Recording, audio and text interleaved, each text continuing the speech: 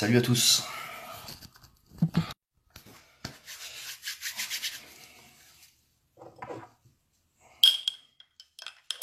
Je vais attendre qu'il y ait un peu de monde qui arrive. Voilà. Je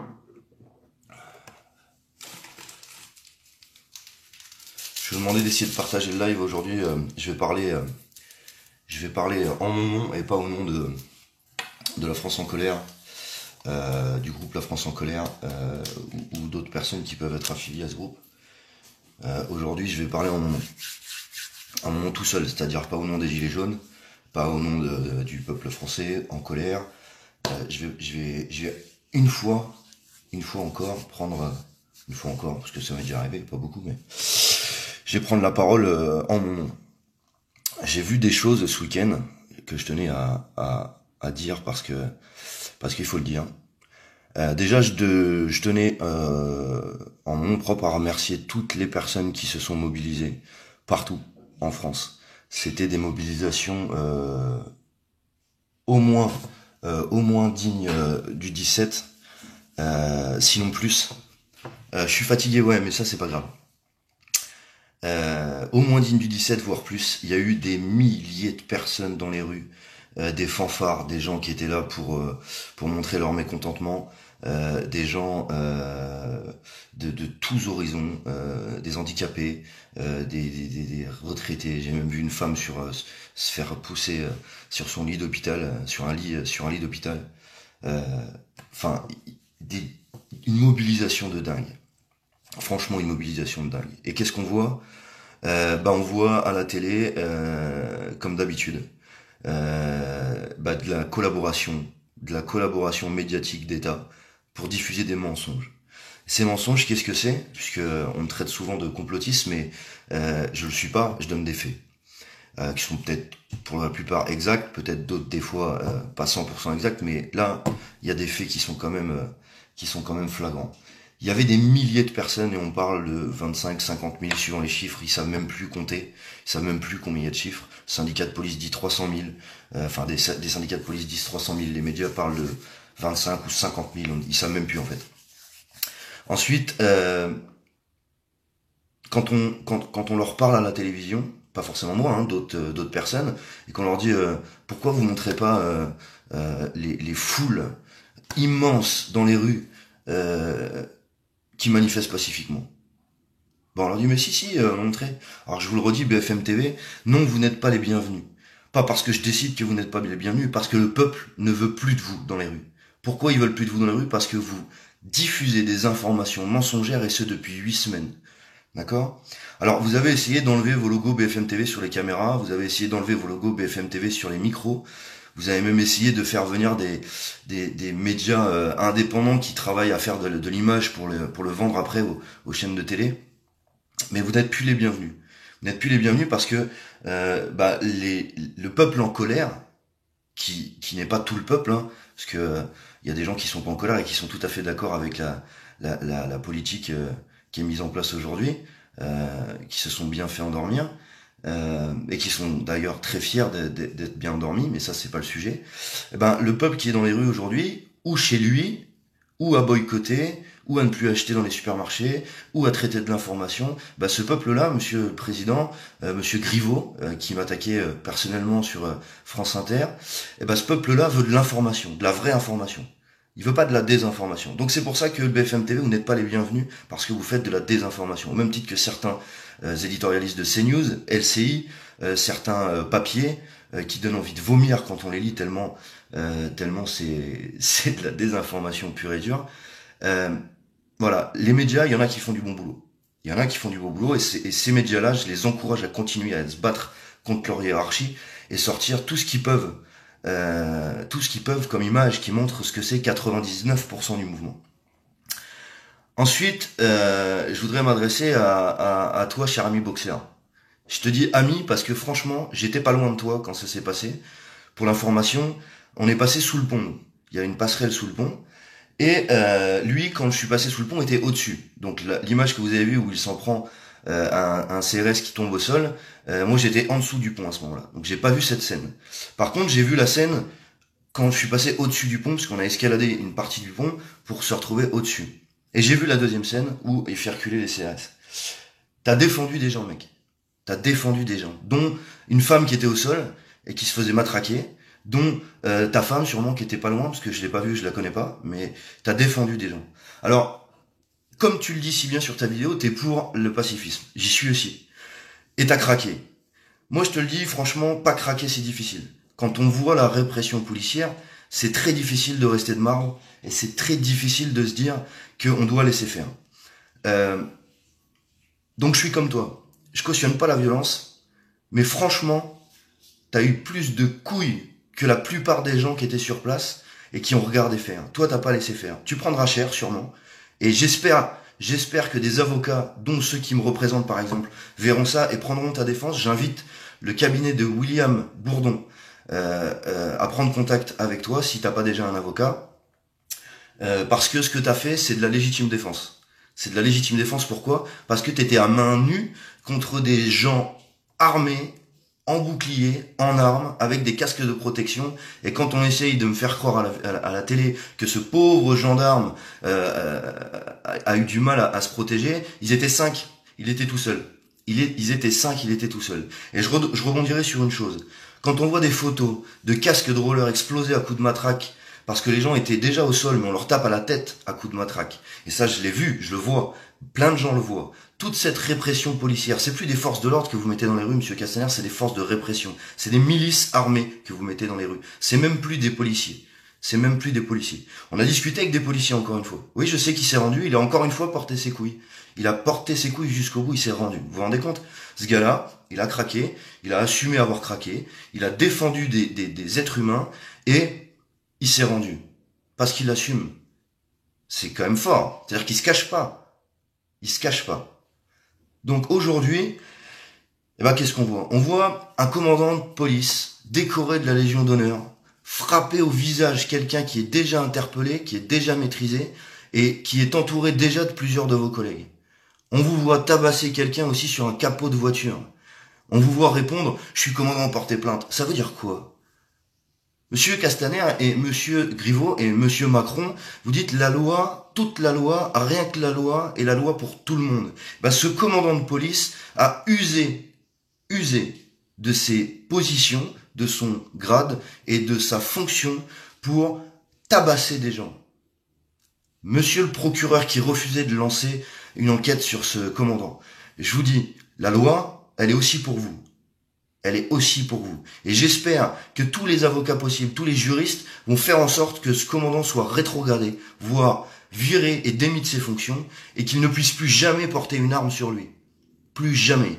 Ensuite, on entend à la télévision des gens qui disent j'espère qu'on va pas en arriver à la bavure policière parce que s'ils se sentent en danger et qu'ils utilisent leur arme, on va en arriver à la bavure policière. Eh ben je vous dis, messieurs les forces de l'ordre, vous êtes dans un moment de l'histoire où le peuple ne rentrera pas chez lui.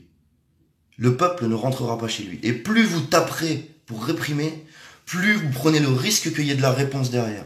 Est-ce que je la cautionne? Pas forcément. Mais à un moment donné, quand vous tapez sur la tronche des gens, en plus quand vous diffusez sur vos réseaux internes de policiers, sur certains groupes Facebook, des images où vous rigolez quand vous tapez sur du jaune, hein, quand vous tapez sur du jaune, ça vous fait marrer. Quand vous tapez sur la gueule de femme, ça vous fait marrer.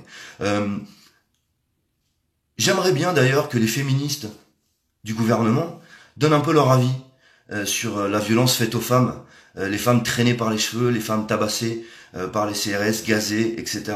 J'aimerais bien qu'elles donnent leur avis, tiens. Je vous invite à aller vous connecter sur leur page et puis leur poser la question en masse. Posez-leur la question de savoir ce qu'elles en pensent dans le gouvernement. Ce serait bien. Ensuite, pour les médias qui diffusent de la désinformation, j'aimerais bien, par exemple, que vous posiez la question au ministre qui s'occupe de ça. Comment ça se fait que dans un pays démocratique des droits de l'homme, on ne diffuse pas les informations correctement? Vous avez des chaînes de télévision nationales qui sont financées par des milliardaires, donc vous avez des moyens financiers, des véhicules à disposition. Vous êtes même capable de payer l'hôtel, etc. quand vous faites venir des gens. Le taxi, l'hôtel, vous proposez tout. Heureusement qu'on refuse, hein, parce que sinon ce serait génial. Avec tous les moyens que vous avez, vous êtes capable de filmer, comme disait une certaine personne dont je tairai le nom sur une de vos chaînes, vous êtes capable juste de filmer 3 feux de poubelle et une personne qui se défend. C'est tout ce que vous êtes capable de faire. Les cortèges avec des millions de personnes. Vous savez trouver des points hauts quand il faut filmer les Champs-Élysées, quand il faut filmer les rassemblements sportifs. Vous savez ça, louer des appartements pour avoir une caméra avec un beau point de vue. Par contre, quand il s'agit d'un peuple en colère, de plus en plus en colère, ça, vous restez au sol, vous attendez qu'il y ait une poubelle qui crame et vous filmez la poubelle. Monsieur le ministre qui s'occupait de ça, là, de l'information qui circule, vous en pensez quoi de tout ça, vous? J'aimerais bien savoir, j'aimerais bien qu'on lui pose tous la question aussi. Ce serait pas mal d'avoir une réponse. Ce serait vraiment pas mal. Ensuite, vous dites une chose, monsieur Griveaux. Vous dites que Priscilla, Eric et moi avons refusé le débat national. C'est complètement faux. C'est complètement faux. Pour preuve, j'ai des appels que j'ai eus avec la vice-présidente et la présidente de cette ce fameux organisme qui est soi-disant indépendant et qui doit il sait même pas encore comment d'ailleurs, mais ils doivent mettre en place ce débat national. On a parlé, on a eu contact au téléphone et on a dit que on donnerait la liste des doléances, la liste de ce que le peuple veut, ce qui est très simple, on peut le répéter encore une fois. Ce que le peuple veut, c'est pouvoir vivre dignement, toute classe sociale confondue. Toute classe sociale, ça veut dire handicapés, retraités, toute classe sociale. Ça m'évitera qu'on me dise, j'ai pas parlé de certaines personnes. Toute classe sociale confondue, on voudrait vivre dignement. Ensuite, on voudrait que vos privilèges d'État, ils dégagent. Votre transparence, elle n'existe pas. Moi, par exemple, en tant que simple citoyen, j'apprends que vous passez des coups de fil à Benalla le soir, des petits messages. J'apprends que dans votre gouvernement, on comprend pas. Il y en a certains qui sont pour le dialogue et pour qu'il y ait des décisions qui soient prises en faveur du peuple, et d'autres qui sont pour la répression, comme monsieur Griveaux. Il faut que ça tape. Il faut montrer au peuple que c'est nous qui pilotons le bateau. Mais vous êtes en train de taper le peuple. Vous croyez que le peuple va se taire? Vous croyez vraiment que c'est en réprimant que vous allez réussir à calmer les choses? Vous croyez vraiment ça? Il y a une phrase qui circule beaucoup que j'adore, c'est à vouloir réprimer les manifestations pacifiques, on rend les révolutions violentes. C'est vous qui rendez les choses violentes. C'est pas nous. Et ça, si BFM TV faisait bien son travail, on les verrait, les millions de personnes dans les rues, avec des tambours, avec des femmes qui scandent haut et fort des slogans de Macron démission. Ça vous fait peur de démissionner, hein. Ça vous fait peur. Pourtant, vous dites aimer votre pays. Vous dites aimer votre pays. Mais vous êtes en train de taper sur les gens qui font partie de votre pays.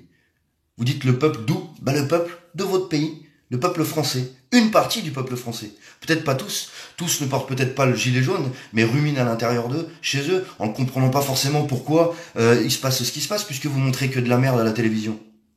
Le problème, et ce qui vous fait le plus peur, messieurs du gouvernement, je vais vous le citer de façon globale, ce qui vous fait peur, c'est pas ça.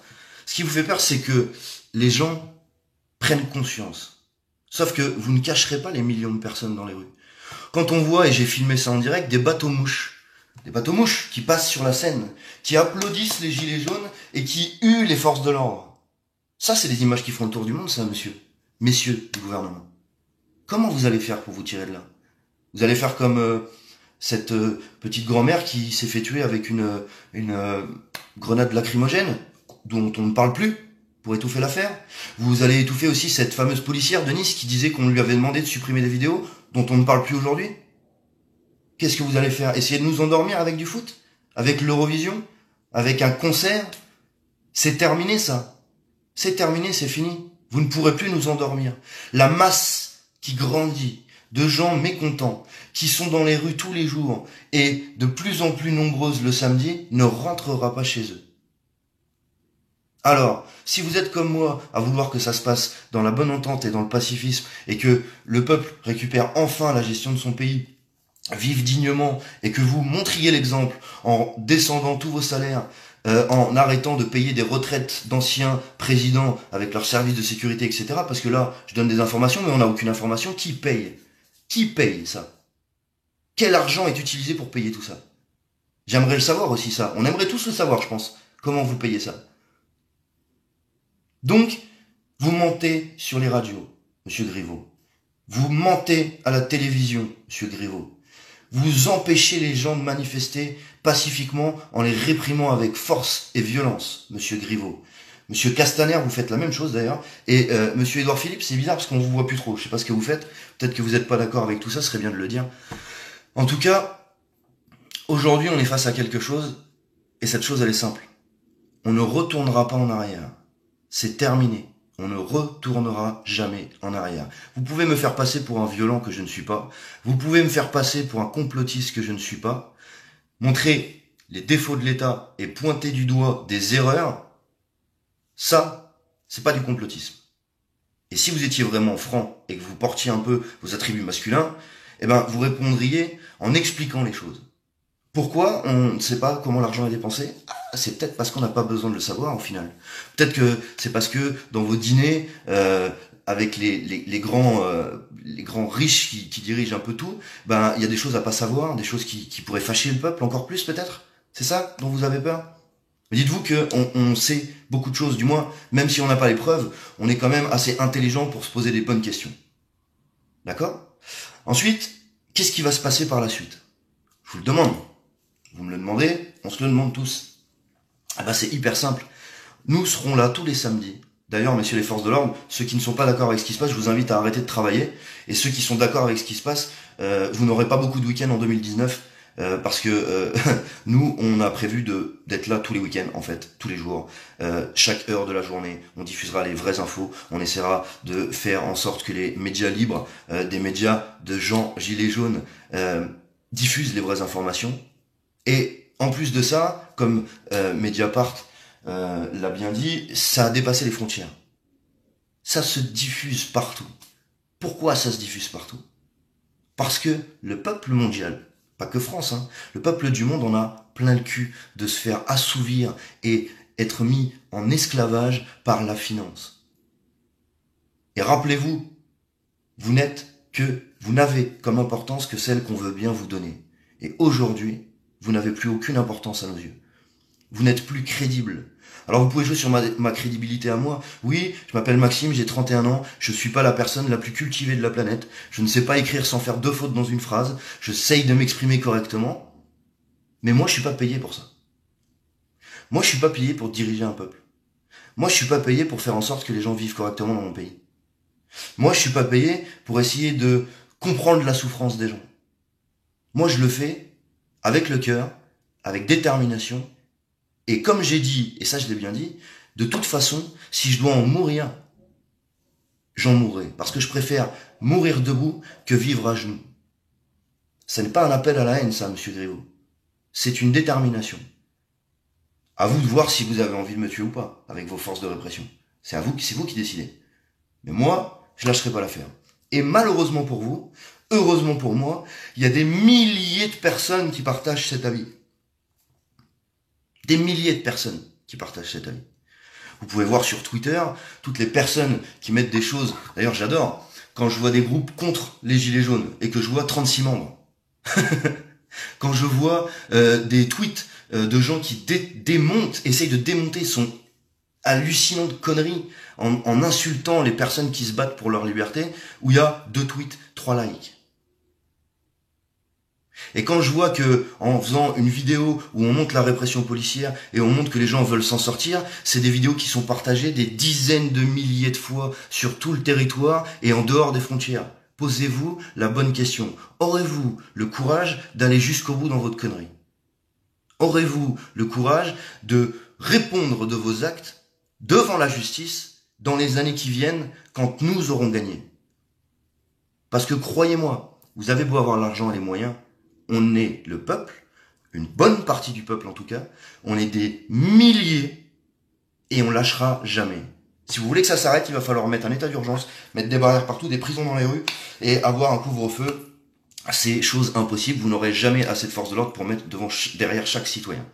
Donc vous pouvez faire du comptage sur les manifs, prendre les identités, etc., etc., etc.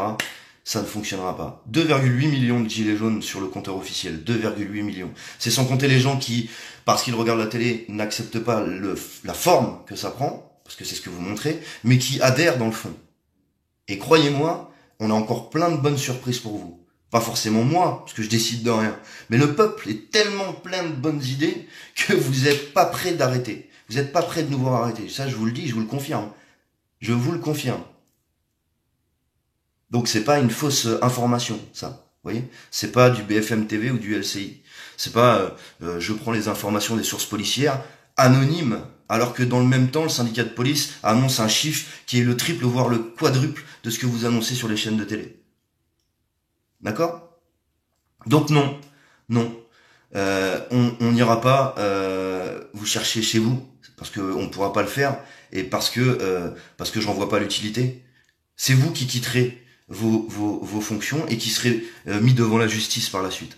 Parce que autant que vous, bah la justice, je crois qu'elle peut être indépendante et je crois qu'elle peut faire son travail. Mais pour qu'elle puisse faire son travail, il faut pas que vous soyez au-dessus à lui dire quoi faire, à passer des coups de téléphone, à dire non. Alors je cite pas de nom parce que je sais pas qui passe les coups de téléphone, mais quand on voit que quand il y a des forces de l'ordre qui débordent, on a des procureurs qui disent non, on va pas faire de non, on va pas. Elle est où la dépendance de la justice? Vous montrez par vos erreurs que vous faites trop d'erreurs et que vous n'êtes pas digne de diriger un pays comme le nôtre. Vous n'êtes pas digne de diriger un pays par le nôtre parce que déjà, vous prenez la démocratie en disant que vous avez été élu par les urnes. Mais quand on fait le calcul, c'est une minorité des gens qui vous ont élu. Quand on fait le calcul, aujourd'hui, dans les sondages que vous donnez, c'est une minorité des gens qui acceptent votre politique. Et quand on fait le calcul, encore les chiffres que vous donnez, c'est plus de 70% de la population française qui soutient le mouvement des Gilets jaunes. 70% du peuple. C'est une majorité, ça. Ça, c'est une majorité. Ça dépasse la moitié du peuple. Voilà. Donc, j'ai envie de vous dire une chose. Dans votre gouvernement, tenez autant que vous pourrez tenir, mais vous ne tiendrez pas assez longtemps, parce que nous tiendrons le temps qu'il faudra pour que vous lâchiez. Voilà ce que j'avais à dire. C'est compliqué, c'est pas facile d'exprimer tout ça, mais il y a une chose qu'il faut bien comprendre, c'est que on ne retournera jamais en arrière. C'est terminé. C'est terminé. Ensuite, oui, je vous invite à le partager ce live parce que ce soir, il risque de passer sur BFM de façon déformée, amplifiée, etc. Je voudrais parler de Priscilla Ludowski qui n'est pas au courant de cette vidéo. Éric Drouet n'est pas non plus au courant de cette vidéo. Je le fais de façon vraiment personnelle. Ces deux personnes, peu importe ce qu'on peut dire sur elles, ne sont ni politisées, ni d'extrême, ni violents. Elles ne veulent pas de violence. D'accord? Et en aucun cas, cette vidéo ne doit être assimilée à ces deux personnes-là, parce que ce qui est dit sur cette vidéo, ça me regarde moi. Voilà. S'ils partagent mon avis, ils donneront peut-être leurs avis plus tard. Pour l'instant, ils ne peuvent et ne doivent pas être assimilés à cette vidéo.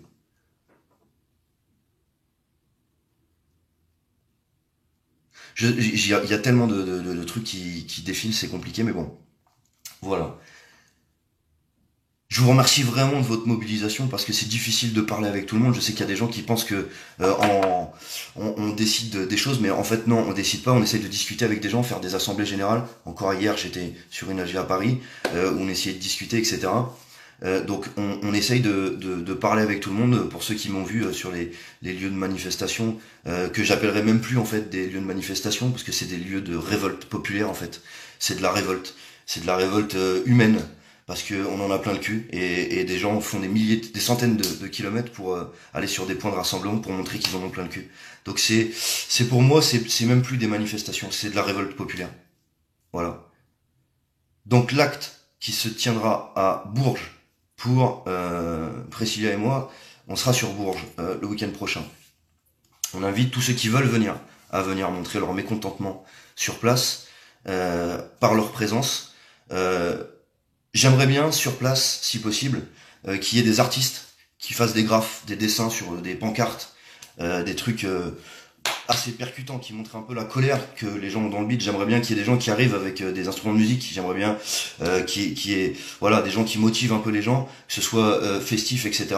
Et s'il y a de la répression, eh ben écoutez, après ça, c'est pas de mon ressort et les gens feront ce qu'ils ont à faire en leur âme et conscience. Les gens savent très bien ce que j'en pense. Maintenant, au même titre que ce boxeur, les forces de l'ordre, je vous invite à rester calme et à ne pas provoquer et à ne pas frapper les gens, parce que quand vous frappez les gens, ça implique des réponses. Une dernière chose. Les vidéos BFM TV, là, je vais m'adresser aux médias une dernière fois, les vidéos de CRS qui lancent des pavés sur la tête des gens, vidéo que j'ai partagée tout à l'heure. Quand un boxeur tape un CRS qui est en armes et en bouclier, ça vous offusque. Ouh là là, le méchant boxeur qui s'en est pris à un représentant de l'État et de l'ordre. Quand je vois un représentant de l'État et de l'ordre lancer des pavés qui sont plus gros que mon poing sur la tête de gens qui sont pas protégés de l'autre côté, c'est quoi ça? Comment ça s'appelle ça? Tentative de meurtre? Violence aggravée? Tentative de violence avec volonté de blesser? Comment ça s'appelle? Je connais pas les termes juridiques, vous pouvez m'apprendre, je suis peut-être un peu con, mais j'aimerais bien savoir ce que c'est ça. J'aimerais bien savoir ce que c'est. Alors, toutes les vidéos de violence, prenez contact avec Amnesty International, prenez contact avec les robes noires, avec les avocats, faites remonter toutes les vidéos, les photos, faites-les circuler dans le monde entier. Certains liens ne passent pas. Je sais qu'au Canada, ils n'arrivent pas à visionner les vidéos françaises. Essayez, si vous voulez, si quelqu'un peut le faire, centralisez ça sur des clés USB, envoyez-les à quelqu'un là-bas pour qu'il les diffuse sur les réseaux. Essayez d'être plus intelligent. Montrez ce que, dans le pays des droits de l'homme, le gouvernement qui se croit tout pouvoir est en train de faire à son peuple. À une partie de son peuple, grandissante. Puisque quand je dis peuple, les gens se reconnaissent pas forcément dedans. Une grande partie du peuple en tout cas. 70% selon les sondages. C'est pas 70% dans la rue, mais c'est 70% qu'on en plein le cul. Ça fait un joli slogan, ça. Voilà. Je vous souhaite une bonne journée. Je vais arrêter le live ici. Deux poids, deux mesures, bien sûr. Benalla, passeport diplomatique, coup de fil de l'Elysée du soir. Salut mon poteau, comment ça va? C'était bien le voyage? Et à côté de ça, des gens qui manifestent dans la rue, tranquillement, qui sont arrêtés, placés en garde à vue. Un boxeur à main nue, 5 CRS, un commandant de police. 5 qui le tiennent, un qui tape. Et j'en passe, hein. Les pavés, les coups de matraque en pleine tête, les photos de casse de roller avec le trou dedans parce que ça a tapé en pleine tête. Et je l'ai vu ça, hein, les coups de matraque en pleine tête, je les ai vus. C'est une volonté de faire mal. C'est pas de la gestion de foule en disant non, vous passez pas, hein, on gaze un peu, on se recule, on reste en place. Non, c'est on gaze, on charge et on défonce. Et ensuite on recule. Et après vous vous étonnez que vous vous prenez des cailloux, les gars? Sans déconner. Sans déconner. J'invite un truc aussi. Ça, j'ai trouvé l'idée géniale. Toutes les familles de policiers qui ne sont pas pour ces violences policières, ne sont pas pour ces violences tout court d'ailleurs, toutes ces familles-là qui connaissaient où se trouvera un membre de votre famille policier sur une manifestation, je vous invite à venir en face de lui, et lui dire voilà, maintenant en face de toi, t'as ta mère, t'as ta sœur. Est-ce que tu tapes? Est-ce que tu tapes maintenant? Tous ceux qui veulent le faire, je vous invite vraiment à le faire. Vraiment. Et on verra si jamais vous tapez les parents et les sœurs et les frères de forces de police, si vous resterez longtemps sur les rangs des policiers. Il n'y a pas que ça, hein. Sur le pont, ils ont lancé des grenades de dispersion en l'air, hein. Ça arrivé dans la foule, bah, ça pète, c'est de la volonté de blesser. C'est de la volonté de blesser.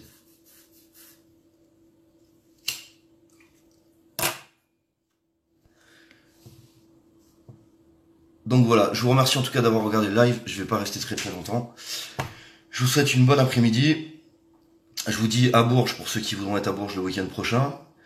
Moi j'y serai en tout cas et voilà. Je sais que je peux pas citer toutes les villes qui ont été mobilisées, mais c'était un truc de dingue aujourd'hui. Samedi, c'était un truc de dingue.